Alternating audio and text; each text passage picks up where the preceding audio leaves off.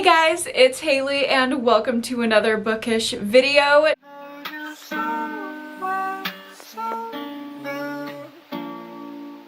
Today I'm going to be getting into my 2025 mid-year book freakout tag. This is like the only tag that I consistently do every year because I feel like it's the best midpoint check-in. I am so excited to get into these questions. If you want to see my previous mid-year freakout tags, I will link them down below. And obviously I didn't come up with this. I do this every year. I think a lot of booktubers do this every year just to check in on what my 2025 reading year has been like, the superlatives, the best book of the year so far, the most disappointing, the funniest, the one that made me cry, all that good shit. So let's go ahead and get into it. We will start out with the first question, which is of course, what is the best book of 2025 so far? And I actually have 3 answers for this. I wanted an answer within each of the 3 main genres that I read. So I have a literary fiction, a horror, and a thriller for you guys. My top thriller of the year is You Deserve to Know by Aggie Bloom Thompson. This one just read like The Secret Lives of Mormon Wives. Like, if there was a murder on Secret Lives of Mormon Wives, that is this book. It was so twisty, it was so drama, it was just scandalous the entire way through. I ate up every single page. If you're looking for a poolside read, this is great.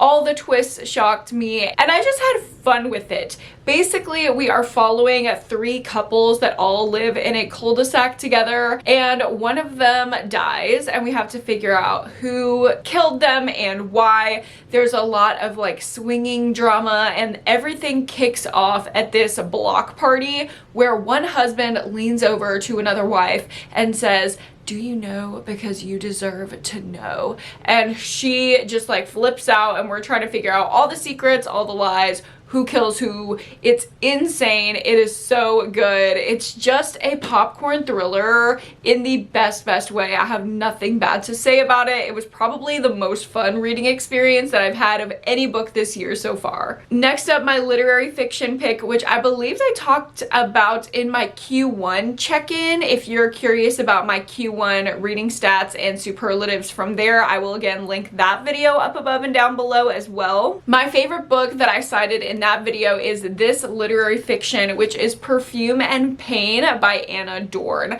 And in this book, we are following a queer author, and her book is getting adapted into a TV series. So she is kind of in the weeds with that, but she also, in the midst of this adaptation, gets canceled on the internet. She says some controversial things at a Barnes & Noble book reading, and it goes viral on the internet. She gets canceled. She's dealing with her cancellation, her fledgling career, and she's also falling in love with a woman in her online writers group, like on Zoom. And that is so funny to me. Like, everything about this book is just startlingly real. It feels very genuine, very relatable for like a zillennial, which is me. If you are into kind of queer zillennial culture, you will feel so seen in this book. Like I said, it's darkly funny, but it's also really real and heartwarming. It's a character-driven story. It is unputdownable. I had to know what this character's journey was going to end on. There are so many pieces that I had to highlight in here. It was just so wonderful and such a perfect like spring and summer read because it's set in LA, and the setting was just amazing and luxurious and pink and bright and sunny and palm trees and wonderful. From setting to characters to plot to meaning, it was all there. I have nothing bad to say about this book. I couldn't if I tried. And my last best book of 2025 is Shy Girl by Mia Ballard. This is my horror pick, and I'm obsessed with this book. It's about a girl who's down on her luck, and she decides to seek an arrangement, okay? She wants a sugar daddy, someone that will take care of her, and she can just go on dates with him or whatever. But the first guy that she ends up going out with has a strange request of her. He doesn't just want a little gal to have dates with. He wants her to be his pet, his girl pet. And so she starts acting like his dog and the story goes from there. It is so dark. Obviously, you can see there's a metaphor in there. It's feminist horror. It is actually feminist extreme horror. This is some of the goriest, craziest horror I've ever read, but it's done so tastefully well. It was so viscerally disgusting, but such a liberating journey for our main character. I feel like this is the book that I've been asking for. I've been begging the world for feminist extreme horror, and finally, thank God, Mia Ballard gave it to me. So if you're gonna take any 3 book recommendations from this video, obviously those are the best of the best, but let's go ahead and get into my next question here, which is the best sequel or follow-up in a series that I've read in 2025. And I actually have a fantasy pick for this, and that is Onyx Storm by Rebecca Yarros. Listen, I'm a girl, okay? I love Fourth Wing, and I gave Onyx Storm 5 stars. I had such an amazing time reading this book. I loved the island hopping. I loved the finding the new dragons and all of that. I just thought this book was so much more enthralling than Iron Flame. Looking back, I really didn't love Iron Flame that much, and now that I see what the book has the potential to be with Onyx Storm, I'm so excited for the last 2 books of the series. I feel like we got to know new dimensions of our characters. There were new dimensions of Xaden and Vi's relationship. I just freaking love this book, and nobody can pry Onyx Storm out of my cold dead hands, okay? I love this series. It was one of the first things that I read in 2025, but it's still one of my favorite. A new release I have not read yet, but I want to, is The Compound. I've been hearing so many good things about this book. It's been talked about on my Patreon Discord. It's been recommended to me in the comments a few times, and I actually just got it on my Kindle to take on vacation with me, so I will be reading it.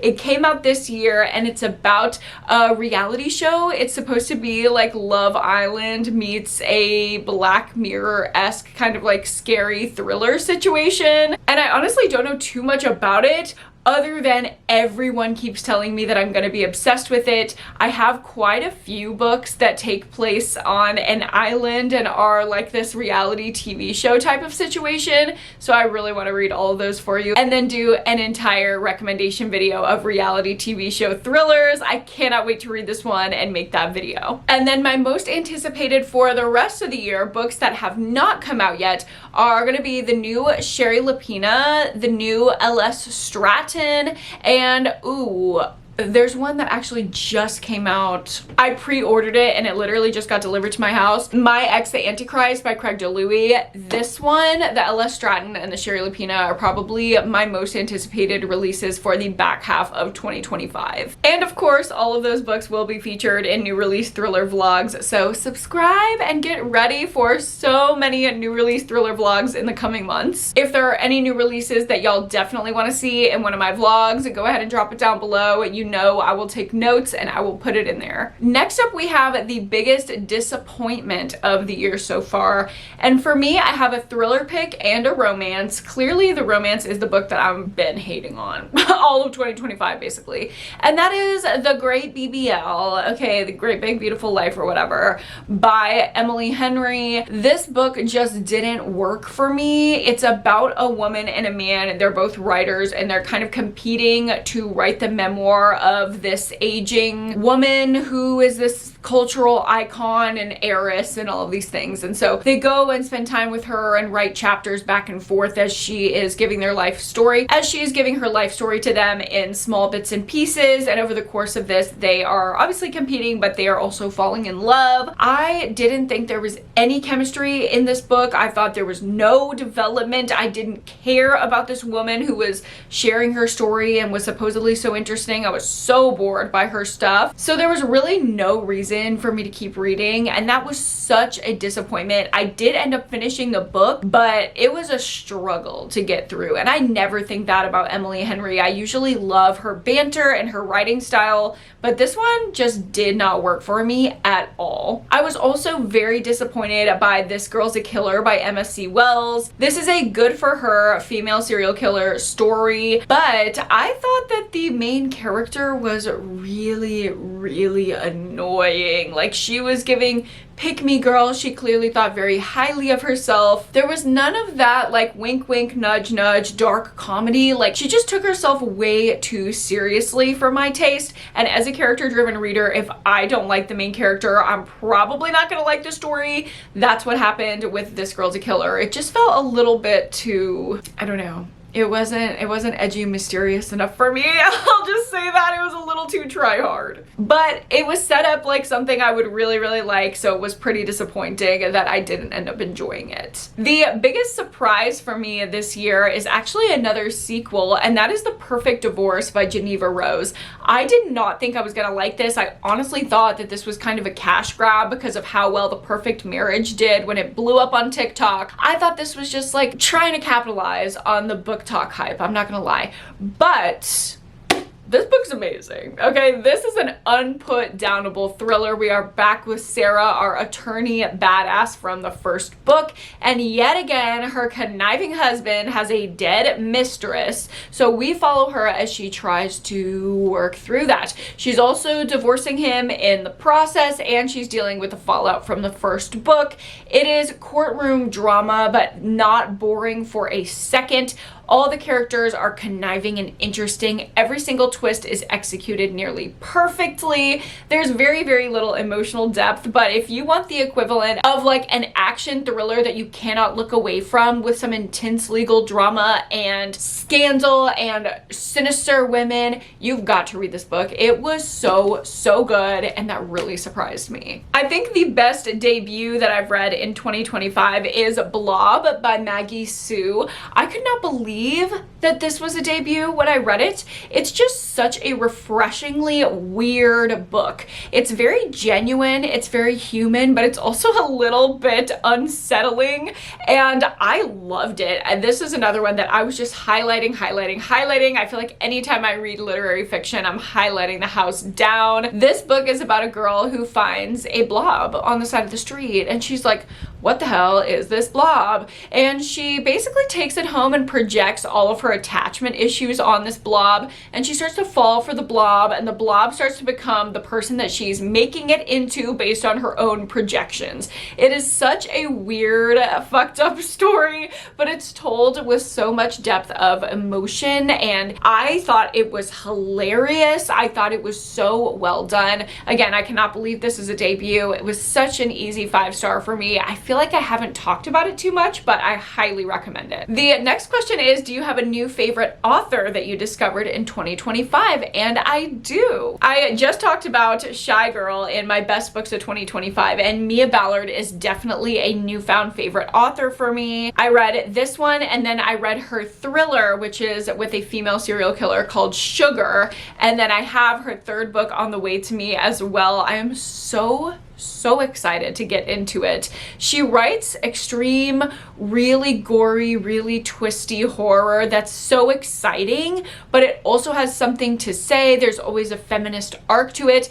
and I just love Mia Ballard's aesthetic. I just love the pictures that she paints, the images that show up for me when I'm reading her books. I love her language. I love her writing style. Like, she just seems like she's a girly, like she just gets it. She gets it. She gets me. I love it. I love her brand. I love her characters. I love everything about her. As for my favorite character that I've read from in 2025, that's got to be the main character of Play Nice by Rachel Harrison, and I did read this as an arc. It doesn't come out until September, so get ready for it, pre-order it if you haven't, because this is my favorite character. Cleo, the main character of Play Nice, is the youngest of 3 daughters of kind of a broken family situation. Her mother kind of got ousted from the family when she claimed that the house was possessed and decided to write a book about it. The rest of the family refused to engage with her and just called her crazy. The dad remarried this kind of stuffy stepmom, and our main character Cleo is kind of parsing through the family dynamics and the way that she goes about things. She's always so true to herself, and she's not always the most likable main character. She's definitely flawed. She's kind of chaotic, kind of manic, but it's in the most charming and, for me, me, relatable way. I just loved everything about her. I felt very, very seen by her and everything that she's going through in this book as she's trying to figure out what she believes from what she was told about her family dynamic and parsing that through with what she's observing as an adult through her adult eyes. She goes back to her childhood home that was allegedly possessed, and she starts to find some truth in some of her mother's claims. It is so good. I cannot wait for you guys to get your hands on this one. The next question is about my newest fictional crush, or some mid-year freakout tags say like favorite OTP of the year. Either way, my answer for this is The Couple in Six Scorched Roses by Carissa Broadbent. I've read a few romances this year, but my favorite have been the romantices that I've picked up, particularly this novella, which goes in between the two books of the Nightborn duology by Carissa Broadbent. This book follows Lilith and Vale, and Vale is a vampire and Lilith is a human, and she's doing experiments trying to figure out about the properties of vampire blood. So she, even though most other humans are afraid of Vale, goes to visit his house every week and checks in with him and takes his blood and does tests and blah blah blah. And throughout the course of their experiments, they start to build a relationship together. It is so sweet but also so hot. I love that it starts from a place of mutual respect and intellect, and then all that tension builds. This is just a sexy, wonderful love story with a little side of vampirism. Who doesn't love that? And in true bisexual fashion, I could not choose if I prefer Lilith or Vale. They're both iconic to me. Next up, we have a book that made me cry in 2025. And I know you're probably expecting like a romance or something literary, something deep.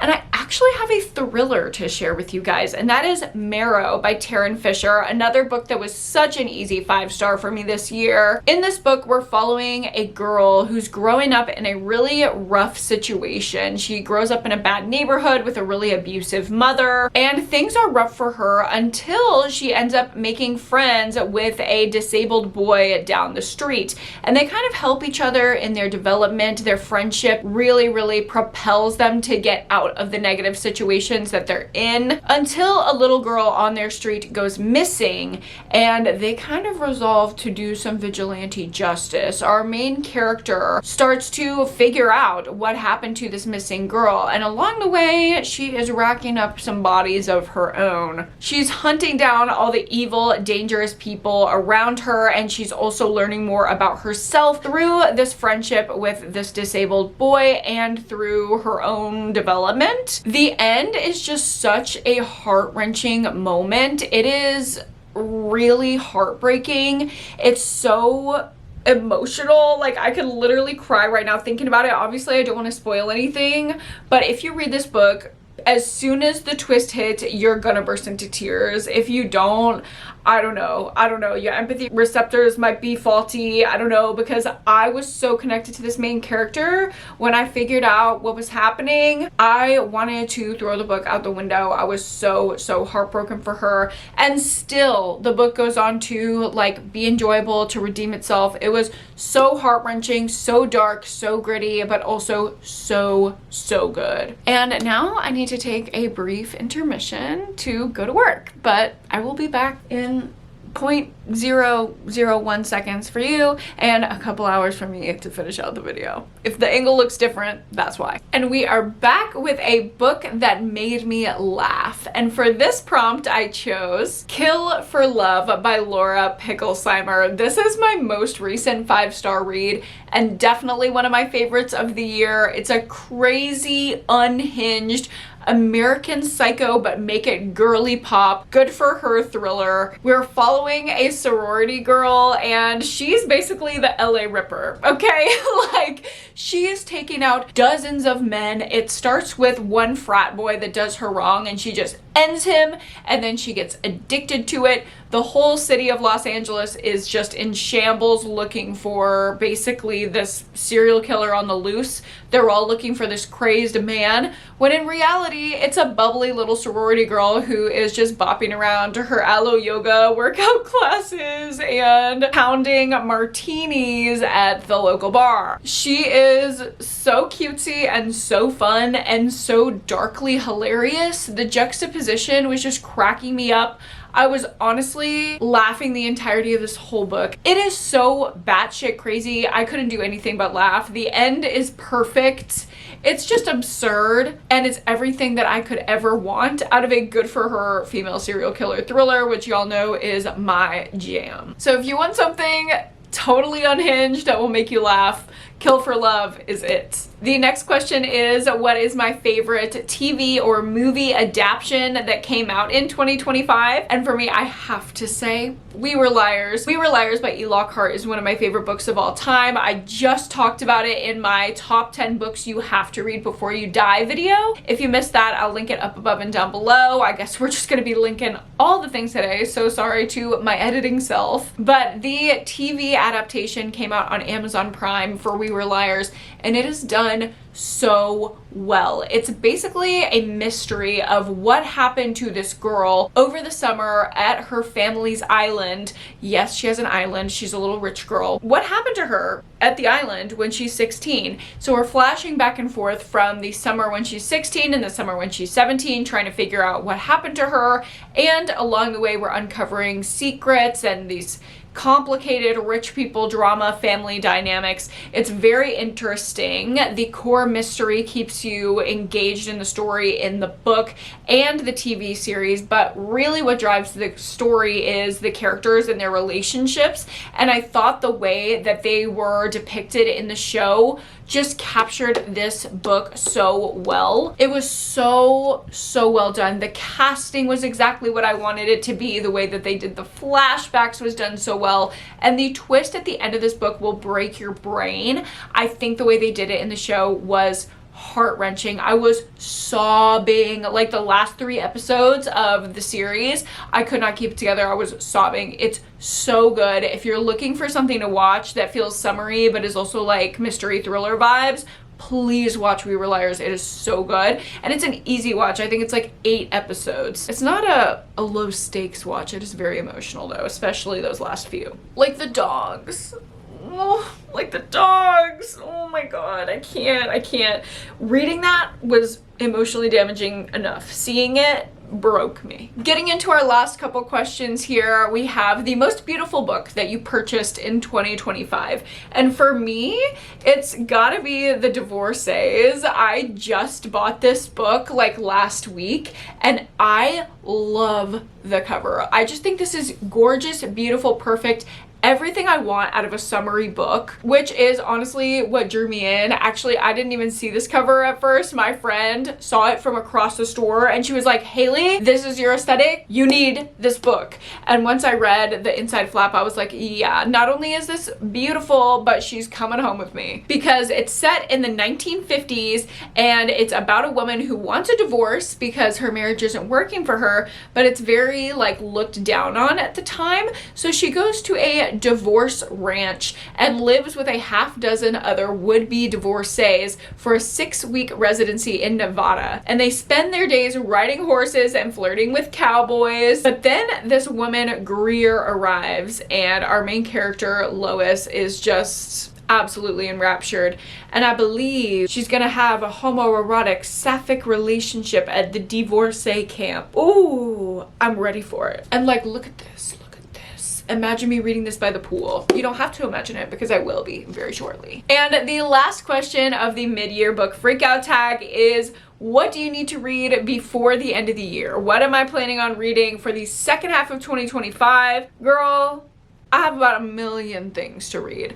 I believe I am over 80 books in to my 150 book goals, so I'm a little bit ahead of the game. Basically, I have to read around 70 books before the end of the year to get my reading goal, but some of the things that I'm focused on reading before the end of 2025 are really prioritizing new releases and my 5-star predictions. I want to make sure that I read all of the 2025 releases that are on my radar before the end of the year, and I want to get through all of my 2025 5-star predictions so I can do a check-in at the end of the year and let y'all know if those actually worked out. I will link that 5-star prediction video, and of course you can catch my new release thriller vlogs 1 or 2 times a month for every single month until I stop making videos. And that is going to be it for today's mid-year book freakout tag for 2025. Thank you guys so much for watching. If you like this video, go ahead and give it a like and subscribe to my channel if you haven't already. Go down below and check out everything that I mentioned. Binge a few videos while you're here. Why wouldn't you? And again, thank you so much for choosing to hang out with me. If you made it to this point in the video, leave me a little book emoji in the comments to let me know. I hope you guys have a wonderful rest of your day. And as always, don't forget to read a book and go to therapy this week, and I will see you guys in my next one.